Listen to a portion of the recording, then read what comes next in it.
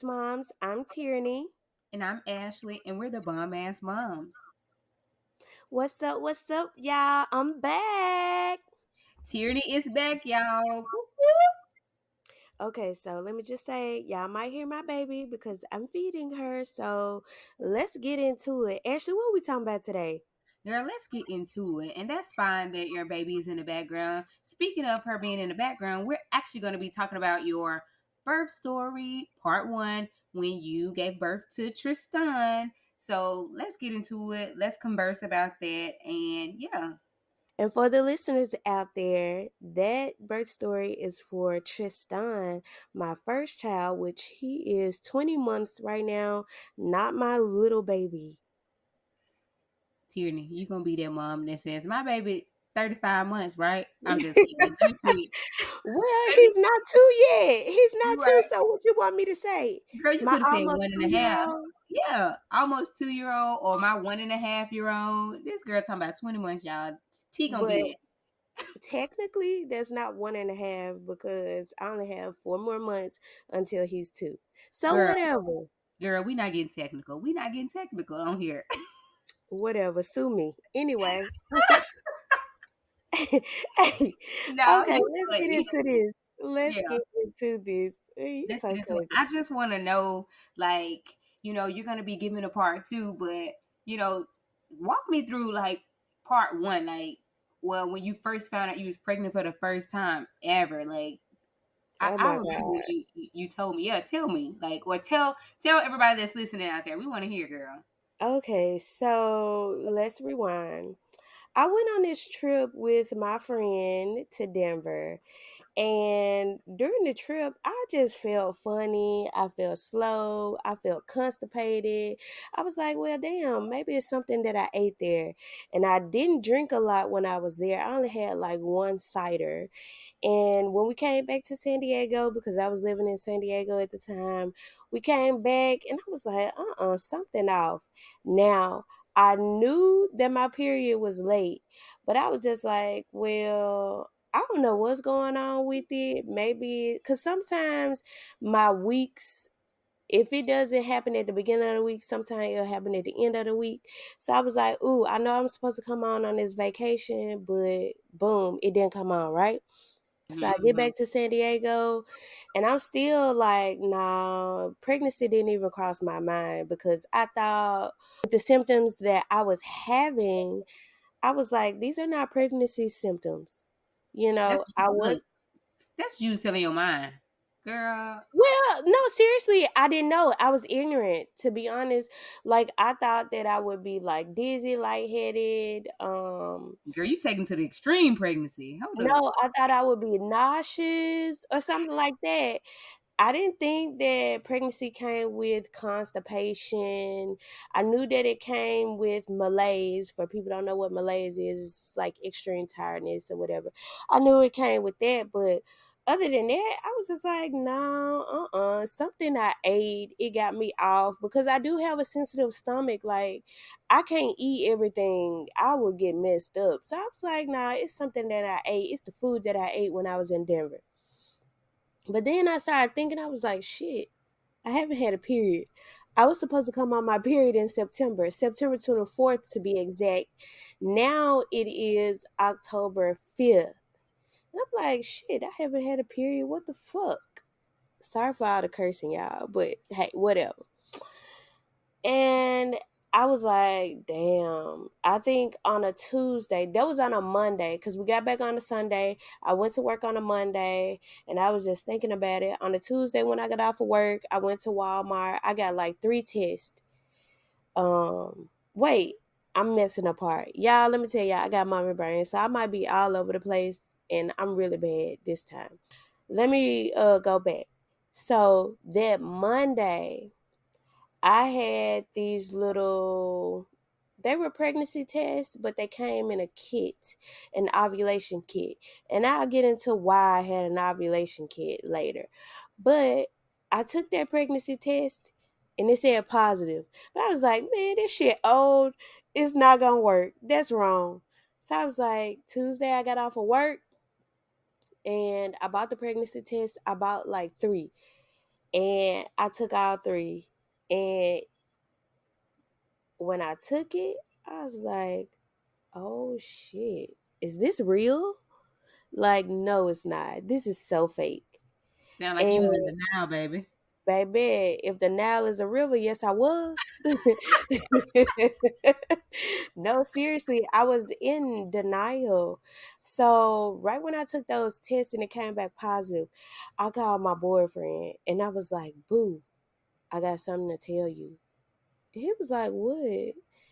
And I'm like, well, you know how I was saying, like, I wasn't really feeling myself, and everything has been like really slow. And I've been like, my stomach been bothering me. I've been kind of constipated and just not feeling well. He was like, yeah, what's going on? And I was like, I'm pregnant. No, I said, I think I'm pregnant.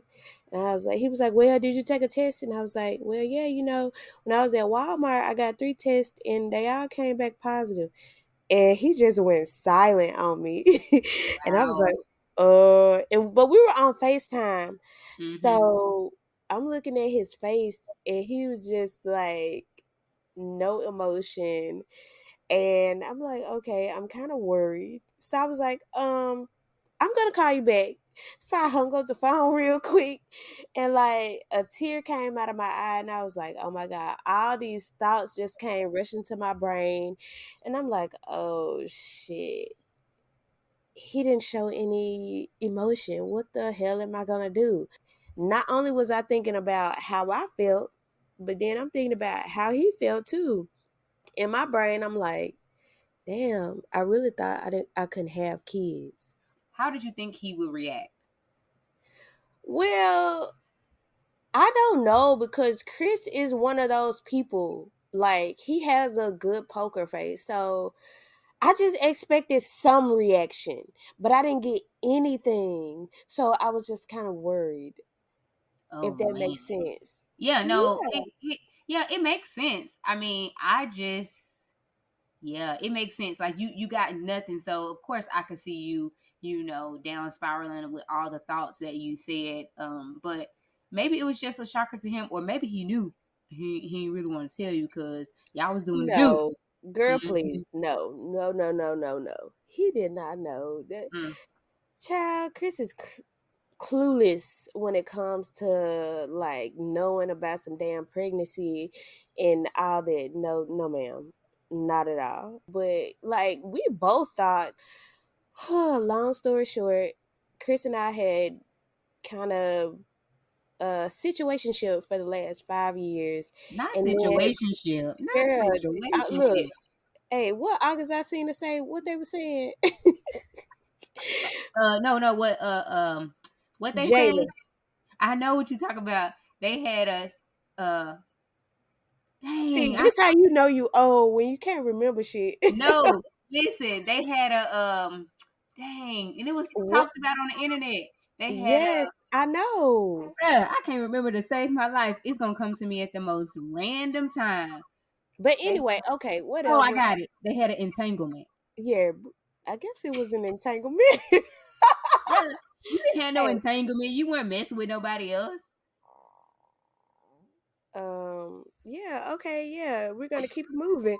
But What? Okay, yeah. listen, we met in 2015. From Don't run that timeline. 2015, Hold up. Hold up. Don't run that timeline. Let's just keep it going with your birth story. no, forget it. No, I listen. I am honest. Chris Okay. knows. Okay. Listen, Big. from 2015 to 2020, we had a situationship. 2020 came, hey, that was my man, my man, my man, okay? Anybody want to fight about it? Hey, we're not fighting because I'm grown as fuck, but I'm just saying.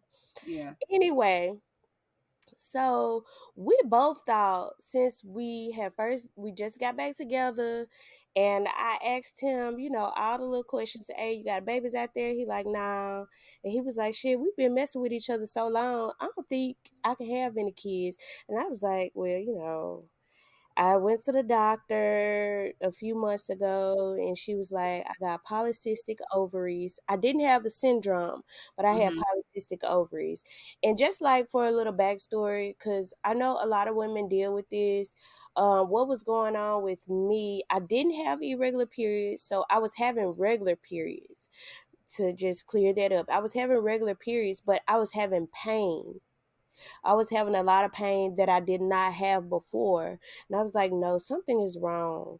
And so I had an ultrasound. They did see polycystic ovaries, but I didn't have any other symptoms. So she was like, well, I can't diagnose you with the syndrome.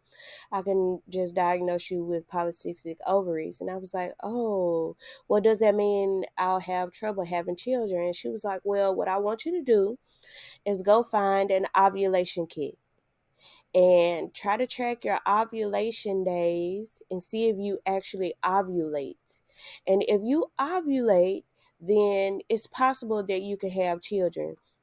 So that's why I had the ovulation kit and I was able to take the pregnancy test at home and all that stuff. So no, y'all, I was not trying to trap Chris at all. So don't think that, because I've heard that, what you was doing with a ovulation kit, you was trying to trap somebody. No, no, no, no, no. You heard that? Because Yes. most of the people that I know with the ovulation kit, they truly are trying to track it because they are having a hard time getting pregnant. Not necessarily trapping a guy, but that's the first that I've heard. So dang. Well, you have different friends from different backgrounds that, just think stupid shit. But anyway, Yeah. so I did find out that I could ovulate, and obviously I found out too late. I found out the month before I got pregnant that yes, I do ovulate, but I wasn't thinking like, oh well, this pregnancy is gonna come that soon. We weren't planning at all. It was like the furthest thing on my brain. Like me and Chris, when we have our little thing, we have our little thing, and we have fun. I'm just gonna put it out Listen, there like that. Yes. I gotta say, you said y'all weren't planning at all, but one of my good friends told me you are planning to have a kid if you laying down having sex and then you ain't using no protection. Baby, that's how Andrew came at 26 and 9:30, and I was mad about it, but I wasn't doing anything to prevent it. So, y'all was Yeah, playing. see, that's true, but okay. Let me just say this. Okay, so I was not on birth control because in my mind, I know that birth control helps with issues with like bleeding, regularity of your period, and pain with your period. But I didn't start having these issues until I was on the birth control. So I had the NuvaRing, which I loved the NuvaRing when I was younger, but then when I got on it again, it didn't like me.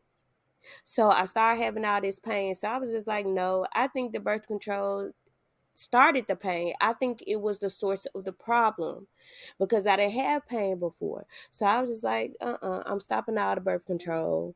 And before that, when me and Chris was messing off, I didn't use any birth control and I never got pregnant.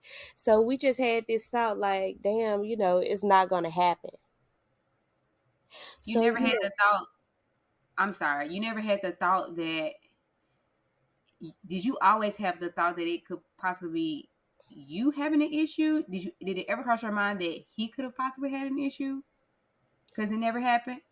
well, when we had that conversation about like children and all this stuff, he was saying that he didn't get anybody pregnant, which I don't know, like his contraceptive, like if he used condoms all the time or if he was with someone that was on birth control or whatever, or why he didn't have any children during the time that, or a child. Now, let me not say children, but a child during the time we were not missing off. But he didn't, and he was just like, I don't think I can have any children. And for him to have that thought, maybe he was busting it down, baby. So I don't know, Not but it busting didn't. it. Hey, busting it down. Busting it. He was It in his didn't happen. rotation, baby. He was in his Yeah. rotation. Yep. The hotation. Okay. I just said rotation, but you can call it what you want to call Whatever. Whatever. I'm just being real, but So he didn't have any children. I didn't have any children. During our time, during the 5 years we were messing off, we never got pregnant. So I thought it was an us thing. Like I thought I had issues. He thought he had issues. And I mean, medically, I did have issues. So when we got pregnant, yeah, girl, I was in denial like a yes, I was in denial. I was just like, no, not me. Like all these years and now. But you know, the universe, God, hey, he has a point to prove and he will show you. And that's what happened. So pregnancy with Tristan, I'll just kind of speed this up a little bit. Pregnancy with Tristan was great. Like the only thing that I did not like about being pregnant with Tristan was all the weight that I gained. Like I went from 130 to 200 on the day Ooh, that I wow. gave birth. Yes, ma'am, 70 Ooh, pounds. Oh my Lord. Y'all, I had Tristan June 13th. My baby shower was April 28th, and I will remember this forever. Like my feet were so swollen, they looked like some Polish sausage, no lie. Like, and I had some sandals. I had some sandals on, and oh my god, it looked so bad, y'all. It looked like a can of rose, and I was just like, oh my gosh, I was ready. Like, but the entire pregnancy was very graceful. I didn't really have any morning sickness. I probably threw up 3 times, 4 times my entire pregnancy. lucky, lucky. Yes, thank God. Yes, yes, yes. Tyranny, would you have rather been nauseous or just threw up and get it on out the way? Ugh. No, I'd rather just throw up and get it out the way, and then I can eat some more. Okay. Did you Yeah, overeat? I'm sorry to girl. ask, but I'm asking because you said you gained 70 pounds from Let me what? tell you something. I ate. Yes. But yes, I ate a lot because but you know what? I think I ate the wrong things because of my cravings.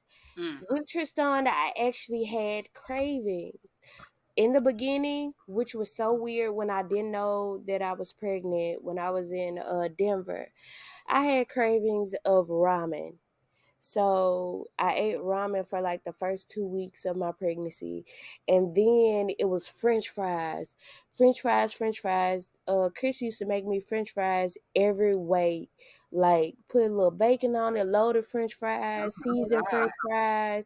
French fries with almost every meal. And then after that, I went through a little pizza phase. After the pizza, it was Chipotle, not the restaurant, but Chipotle seasoning in any type of Chipotle, Chipotle chicken, Chipotle everything. Make it spicy, baby. That's what I wanted. Is that what Girl, you said? Bruh, is that yes. oh my Yes, and Chris had a special way to make it. Like he would buy like the can of the chipotle peppers. He would blend it. He would marinate the chicken or whatever meat we would have in it. He'll fix me those like little bowls with the rice, the lettuce, tomatoes, corn, chicken on top. Y'all, it was so damn good. Like I ate that for almost a month straight. Like even it'd be chicken wings, Chipotle boo. I call him Boo for all the listeners out there. I call him Boo. Chipotle. That's all I knew. bruh. So So what you saying is Chris contributed to your weight gain. yeah, he was gonna Oh my feed God. me. He know he was gonna feed me, baby. And Chris was in the kitchen cooking it, cooking. Like he'll come Oh, home for work. I'll be like, Boo, I had this and this and this for lunch, and of course I was working at the time, so oh, it was so hard at work, y'all. I was so tired. At this time, I was assistant nurse manager in San Diego, and I ain't gonna lie, y'all. I would get to work at like 7 o'clock. I'll do what I need to do, and about like 9:30, I'll go hide, take an hour break, and take a nap. Oh my God. Yes, I was so tired and exhausted. And then after my little nap, I would go get me a acai bowl, and cuz I've already had breakfast, I go get me a acai bowl, and for everybody to know, y'all, they got a lot of damn sugar in it. You know, I wasn't very nutritious conscious during this pregnancy. Um I was just eating. I was eating, eating, eating because I was hungry, and that's how it is. But like with your first pregnancy, you're not very educated on certain items that you should eat, certain items to keep your glycemic index down, your glucose down, and to try to like control your weight. So no, I wasn't thinking about that shit. I was thinking about food, you know. Um, and that boy, let me tell y'all something. There's a difference between my boy and my girl. And we're just talking about Tristan, this pregnancy, but I'm gonna tell y'all that damn testosterone had me crazy as hell. And I feel sorry for little poor Chris because baby, he was getting it. Oh And I Lord. know, yes, I know that people have attitudes, but let me tell y'all, I was a fucking devil. When people like my aunt called me a bitch a lot, yep, I was a bitch. And it's nothing like I wasn't during that time, I was not aware of it. I was not aware of it at all. I was just thought that I was being myself telling the truth. You know, Mm. I was I'm not glad, aware. What you say, Ashley? I'm glad I ain't encounter it because you would have got a bitch back. I'm sorry. No And sympathy. you know what? I No. probably would have cried and said Ashley being mean to me. Oh Lord. So you was dishing out bitchiness but couldn't take it. I'll bet. But Okay. I didn't know. I didn't know I was ditching out bitchiness. Like you're not aware of it. But I was aware that like I would get like snappy really quick. Mm. I was aware of that. And I was aware that like I would cry. I didn't cry a lot, but like certain things that wouldn't usually bother me. Like I was like in a mess that Chris didn't want to spend Thanksgiving with me and he wanted to go home. Mind you, he in the Navy, y'all. He doesn't get both holidays off. And I couldn't understand like why you don't want to spend Thanksgiving with me. You want to go home to your mama. And I couldn't go because I couldn't take off the holiday. So I was just like, you don't want to be with me. I was a fucking mess. Yeah, them hormones had you on 10, baby. That's what it sounded like. Baby, nah. It was on a G. It was on 1,000. It was on 1,000. Like to this day, I had a conversation with my little cousin, and she was like, "Oh my God, you were so mean to me on your baby shower day. I asked you for some Cheetos, and I grabbed one, and you just went off on me, and you was like." I told you to get your own Cheetos. And I was like, oh my God, I couldn't do anything but laugh because I remember it, but I didn't remember that I was that mean. Dang. Yeah, but anyway, back to the story. Okay, where were we? But anyway, I got pregnant. It was a You talk about how Chris put Chipotle on everything. yeah, and that contributed to, my me being overweight. And at the time I had a midwife. So during this pregnancy with Tristan, I did use the services of a midwife and it was wonderful. My Amazing. Yes, my midwife was very educational. Every time, every appointment that I had, we went over everything like, what you should expect this week. Let's go over like at the end of my pregnancy, let's go over dilation, let's go over station. Anytime I had a test, she would educate me on why I needed this test, what we expected, and if we didn't get the expected results, what we're going to do from there. Now, we did have some concerns about my weight gain, and she was like, if you gain too much weight, you will have to go under the services of a doctor. But we're going to try to keep it down. Just try to start walking every day. So that's what I did. I started walking on my lunch breaks, and when I was at home, I would walk around the block, I would walk my dogs. So that's what I did. Like the midwives, like, I would suggest them 10 times over. 10 times over, because it was just wonderful, like how they treated me. And I'll say this, being a nurse myself, the care of a nurse is so different than a care of a doctor, and that's just from my experience. That's me being a nurse, for my career, seeing that in the hospital, and being under the care of a doctor and a nurse, just the differences. And I loved my care with my midwife. It was wonderful. Um, Tierney, yeah, I would agree with that. Like midwives are bum.com. I had a midwife too, so I'm all for midwives when it comes to pregnancy. The unfortunate thing is not everybody can get access to a midwife. Like that's the unfortunate thing. But if everyone could get access to a midwife, I would definitely encourage you to do that. And I say we. I'm not a midwife, but I'm a nurse just like Tierney, and nurses are bum. yes, yes, yes, yes. So let's get into this damn in labor delivery shit, because it was a little hard. I will not lie. So, Walk us through like what was hard about it, or like did you deliver on your due date, like, or did your water break first, like how did you even get to the hospital? girl, heck no. First of all, Tristan was stubborn, which Mhm. I was okay with, because I mean, other than the pain that I was having, the sciatic pain, baby, I was comfortable with having him in there, and he was gonna come when he was gonna come. Like, I was 40 weeks and not dilated at all. My 40-week appointment, nothing. No dilation, no softening of the cervix, nothing. Dang. And yeah, I did a lot of research though, and I was like, no, I don't want to be induced until I actually have to.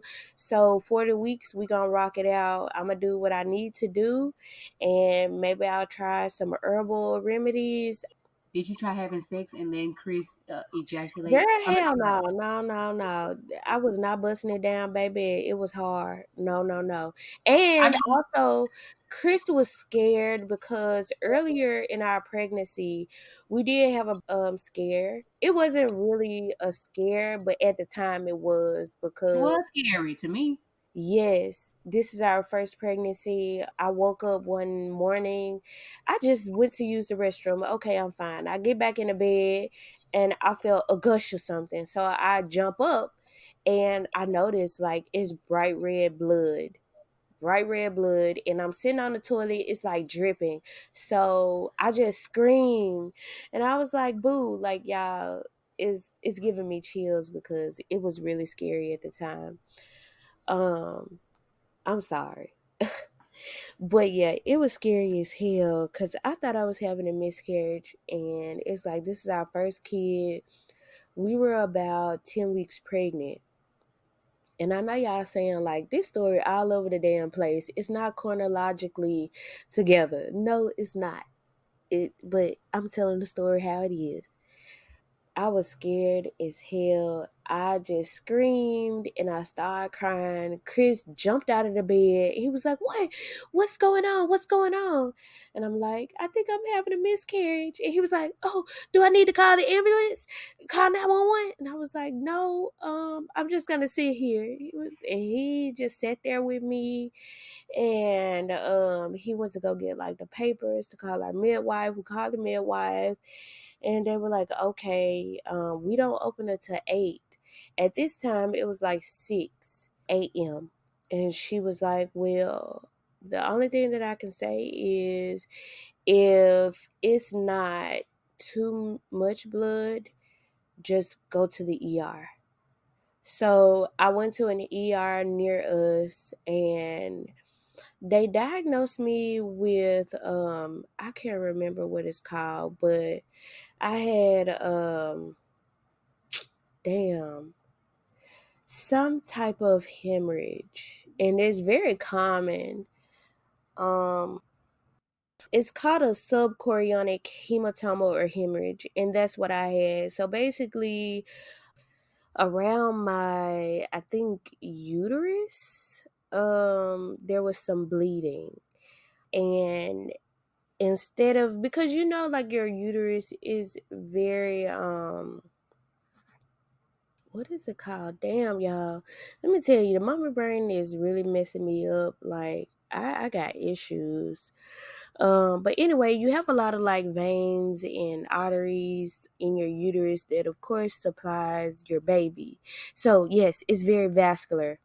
So, one of those arteries or veins or whatever, one of the vessels started bleeding and caused the hemorrhage, and that's where their blood was coming from. So it was just very scary when I was in that ER. I was by myself because, of course, this is 2020 when I'm pregnant, when I first got pregnant. So it was kind of during COVID. No one could come with you to the ER. So I'm laying in the bed by myself, and they hadn't gave me a diagnosis yet, and they take me to the ultrasound. And at first the lady was just going around and around, like, I'm like, damn, okay, tell me something.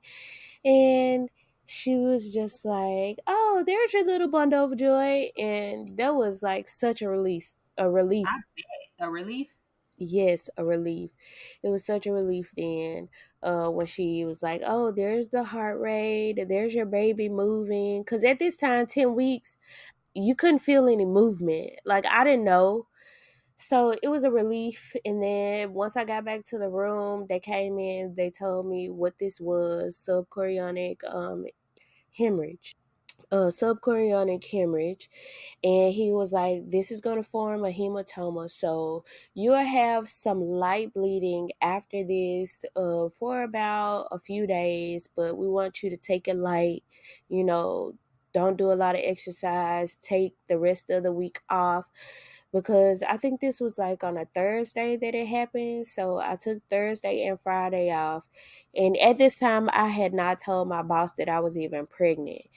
So I just made up something, and then I told her at the time before I went back to work. I was like, hey, I had to go to the ER. I'm having some issues. So I need to take the day off.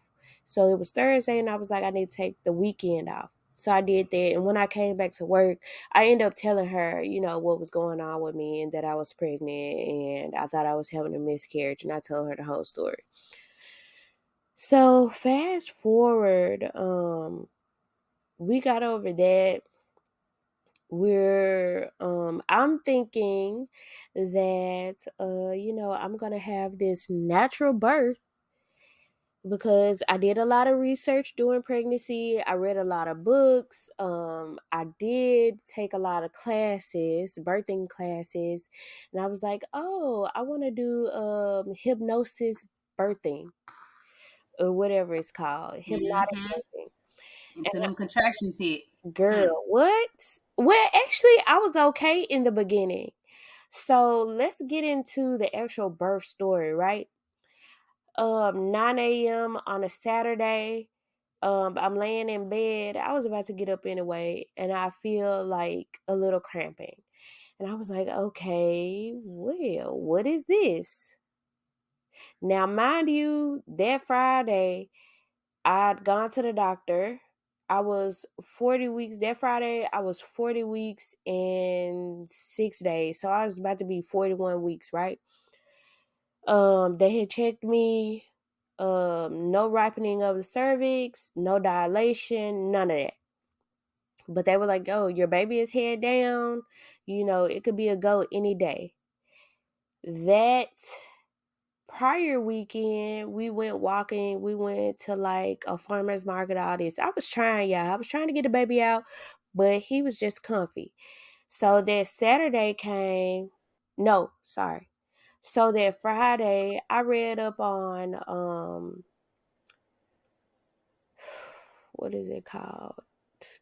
Yeah, damn I it. don't know, but what I'm getting from this is Tristan was not ready to be evicted, baby. He was, No, I am not moving out. he wasn't ready to go. But anyway, I tried like these rose something capsules.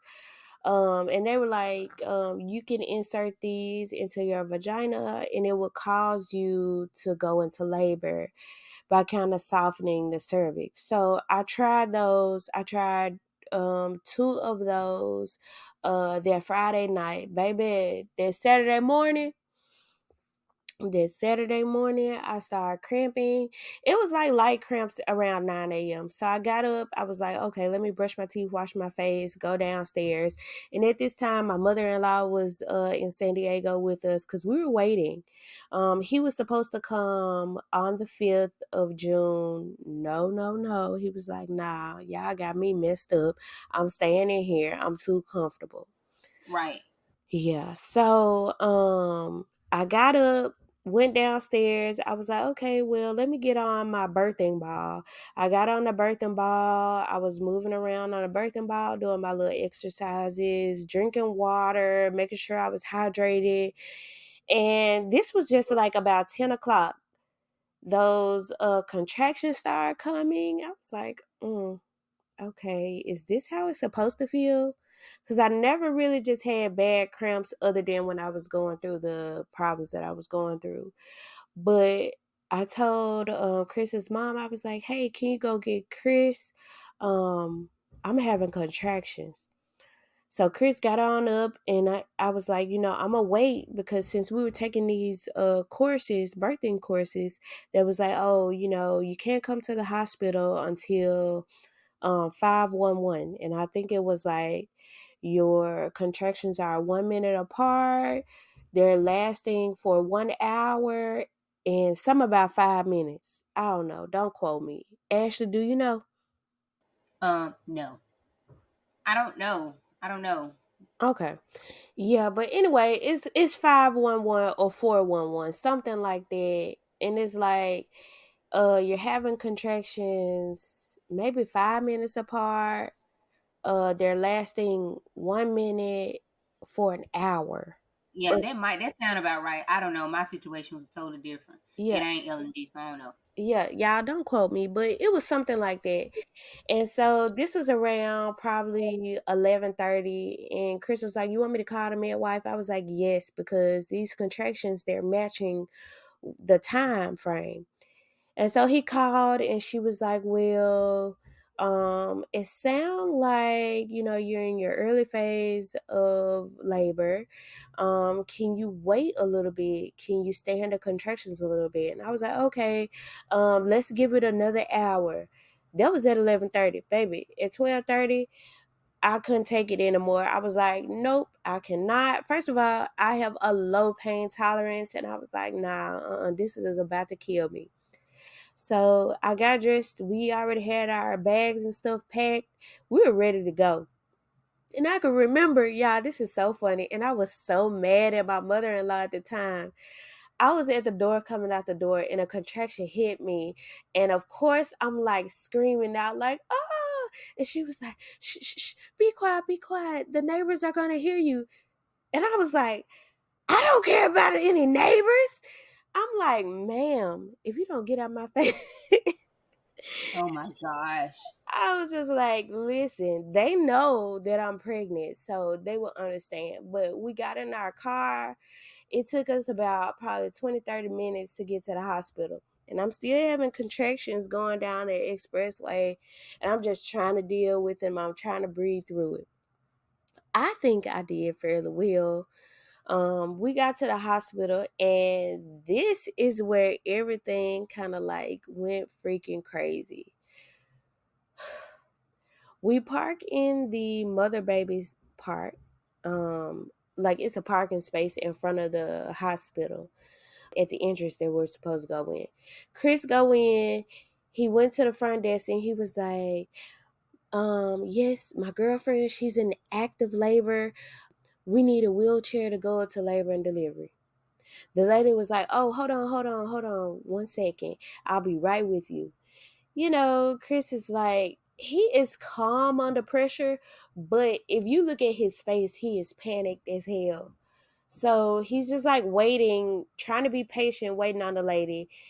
And she was like, okay, what did you say, sir? Your girlfriend is in active labor? He was like, yes. And she was like, where are you parked? And he was like, right here in the labor and delivery parking space. We just need help getting up. And she was like, okay. Chris happy go lucky ass skipping to the car, and all I see is 50 fucking people running behind him, and I hear cold pink parking lot, cold pink parking lot, and I'm just looking like, oh my fucking gosh, what the fuck did he tell these damn people? Why do I hear damn cold pink?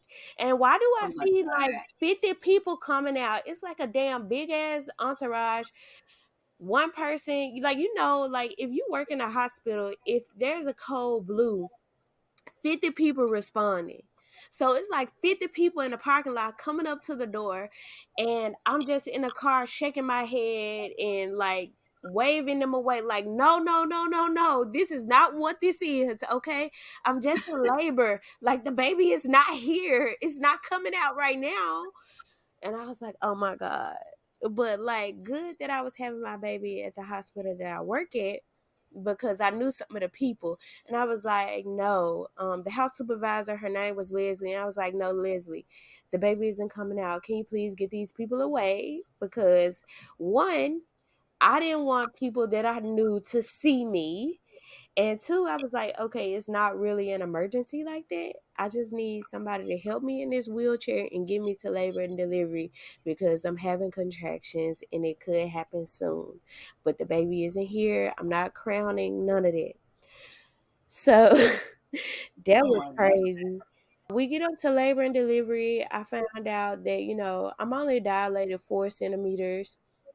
And so they were like, okay, well, this is your time right now. Your water has not broken.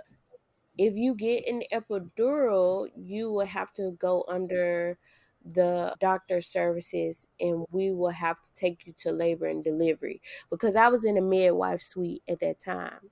And I was like, well, I'm going to try to do this unmedicated birth, this natural birth. And I was like, well, let me take it back, not unmedicated.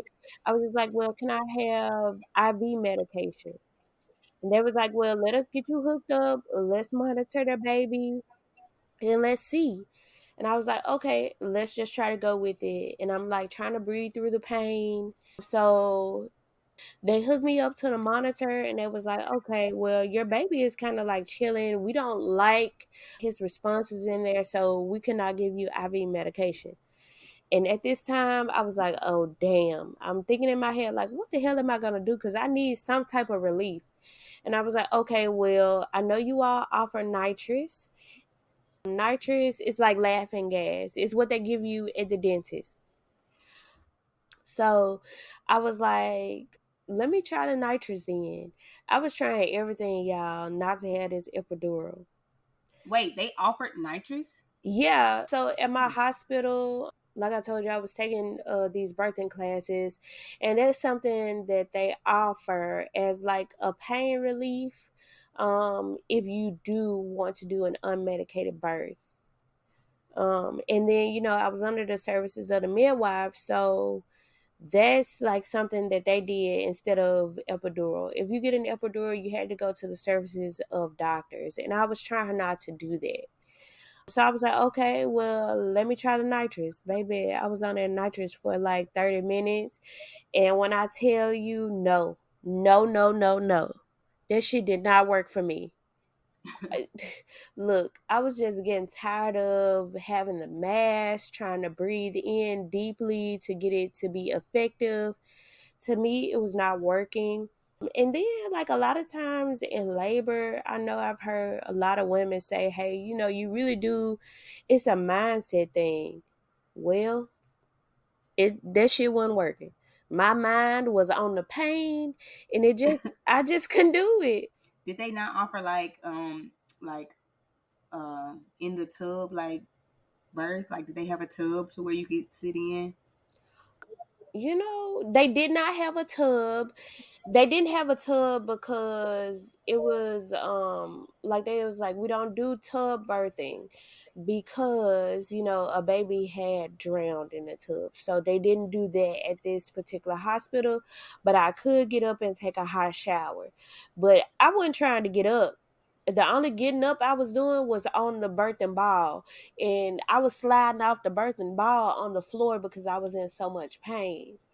Mm-hmm. Like, I just can't tolerate pain, and I think once it was in my head that this pain is too excruciating, like, my all my tips, everything that I learned just like went out the window. And a lot of times you do need a support person, which I had Chris, but of course, this is his first child. This is his first time being in any type of medical situation like this. So, him being as supportive, like what I needed, he couldn't. Like, the most he could do is like rub my back, try to, Mm-hmm. be there for me like that. But he couldn't really like walk me through breathing or walk me through anything to get me through the pain. It was just like he was watching me. And his mom was there too, but I don't know what the hell she was doing. Like, y'all, I was in my own little world. I don't know what nobody was doing but me.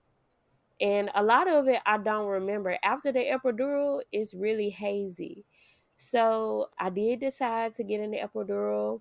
I went to the labor and delivery area. I did get a doctor. The doctors were wonderful. Once I got that epidural, honey, I was sleeping. I actually got some rest. I couldn't eat from then on, but you know what? Hey, I snuck a little bit. I snuck some French fries. And you know why they say not to eat? Okay, Because you're gonna throw it up. Well, exactly. poop it out. No, you're gonna throw it up. You're gonna throw it up because what anesthesia does is slows down everything. Like, you're gonna be numb, so that affects your intestines and everything. Nothing is really working. That's why they only give you like ice chips.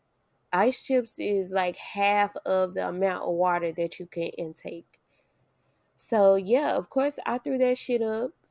I had a popsicle. I threw that shit up, and when I threw up the popsicle, that's when my water broke.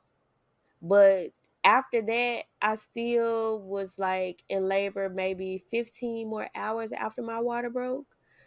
So let's just kind of get into the pushing part.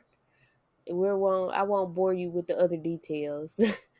But yeah, so when it was time for me to push, they had a mirror, which was wonderful. My mother-in-law, even though they were like, "Oh, we can't have you video, baby," and she got a wonderful video, which was great. Like, I love that I have that memory of Tristan Mm-hmm. coming out, and everything. And for everyone, I did have a birthing plan, and I had alternatives to what I wanted on my birthing plan. And so if I couldn't do the unmedicated birth, I was going to get an epidural, but you could only check me twice. Like, I did not want to get checked a lot. You were not going to be all up in my business. Listen, when he was coming, he was going to come. I wanted to decrease infection. There was just a lot of things that I did, and I felt very empowered because I was in control of my care, of my plan of how I wanted to have my baby, and that was very important to me. So we're pushing. The doctor was like, "No, I don't want any video," but we snuck and did it. Yeah, that's when the black people come out. We did what we wanted to do, and we did. But they gave me a mirror. They put a mirror at the edge of the bed so that I can see myself pushing. And that's just a way to encourage moms to push the correct way and to like encourage you to like get your baby out, see your baby. And that was so wonderful. And like when I saw Tristan crowning, like you could just see hair, and it was like, look, put your finger down there. It was like the best experience ever. She was like, "Put your hand down there, feel his hair." And I was like, "Oh my God." I just literally started crying, y'all. And then I was pushing, pushing, pushing, and I think he came out in like probably nine. I had pushed 9 times, and he came out, and oh my god, like he came out looking around, but he was not crying. And they laid him on my chest, and I was just kind of like freaked out, and I just like started crying, like, oh my baby. But I was just like, damn, he not crying though. He looking at me. He's looking at me with his beautiful little eyes. And when he was born, his eyes were like this funny grayish blue dark. I don't know. They were really weird. Well, they were beautiful, but they were weird. So I'm just looking at him, and he looking at me, and they're like stimulating him, and he's laying on my chest, and they were like, Mom, we're gonna have to take him for a minute. And I'm kind of like, okay, do what you gotta do. Do what you gotta do. They took him over, they got him crying, they suctioned him out. He had some time with dad. Dad videoed all that, and I look back on the videos, and all I can hear is me hollering in the background.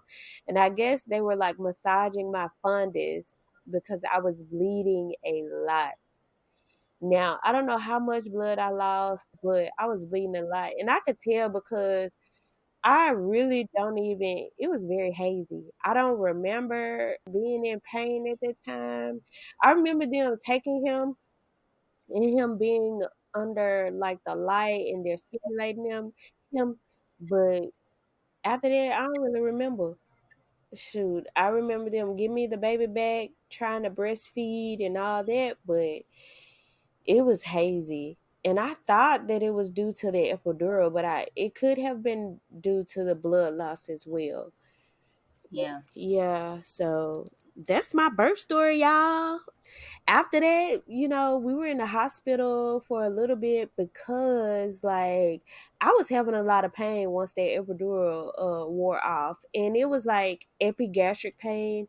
So if you don't know what epigastric pain is, it's like pain in your upper abdomen area.